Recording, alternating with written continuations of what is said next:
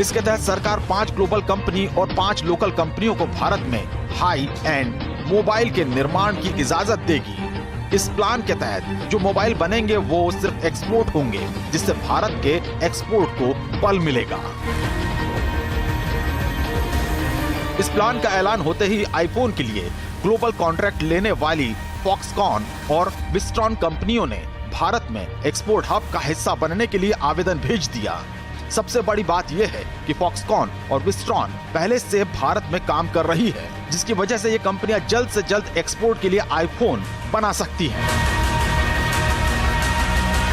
चेन्नई में फॉक्सकॉन की फैक्ट्री और बेंगलुरु में विस्ट्रॉन की फैक्ट्री में मोबाइल फोन का निर्माण होता है।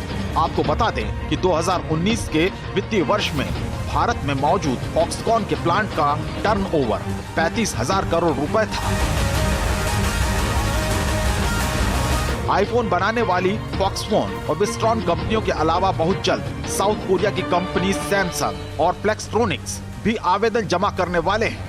बताया जा रहा है कि ताइवान की फॉक्सकॉन कंपनी ने आईफोन के अलावा और ब्रांड्स के फोन बनाने के लिए एक दूसरा एप्लीकेशन भी डाला है।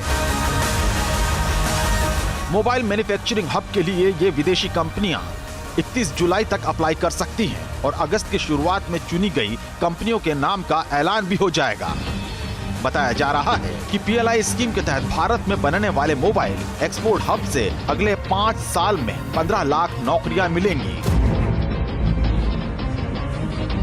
अभी तो बस शुरुआत है। एप्पल जैसी कंपनियों का भारत में एक्सपोर्ट हब बनाने की पहल में शामिल होना बहुत बड़ा कदम माना जा रहा है। आपको बता दें कि भारत में जहां 2014 में 19,000 करोड़ रुपए की कीमत के 6 करोड़ यूनिट मोबाइल हैंडसेट तैयार किए जाते थे, 2018-19 में ये आंकड़ा 29 करोड़ मोबाइल हैंडसेट के प्रोडक्शन के साथ बढ़कर 1.7 लाख करोड़ रुपए तक पहुंच गया।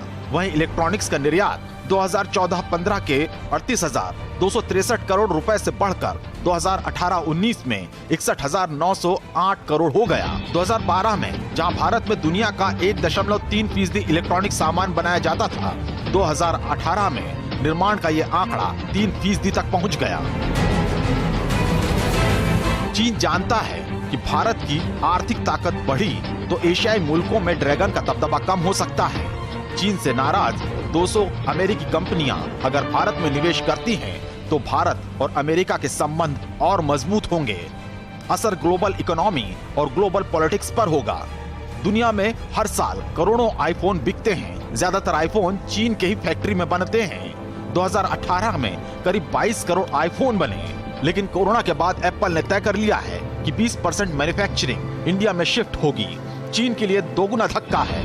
एक तो चीन का बिजनेस घटेगा और तो और ये बिजनेस इंडिया को मिलेगा।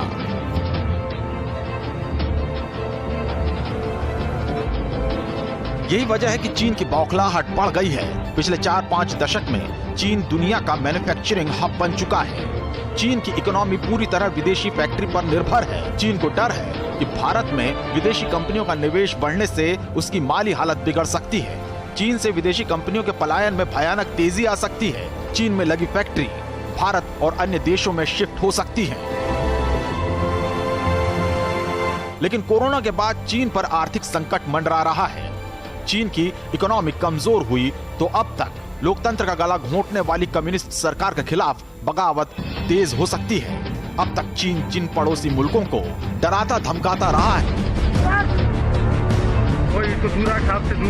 सरहद पर बार बार भारत को उकसाने वाले चीन को अपनी बर्बादी का डर सता रहा है।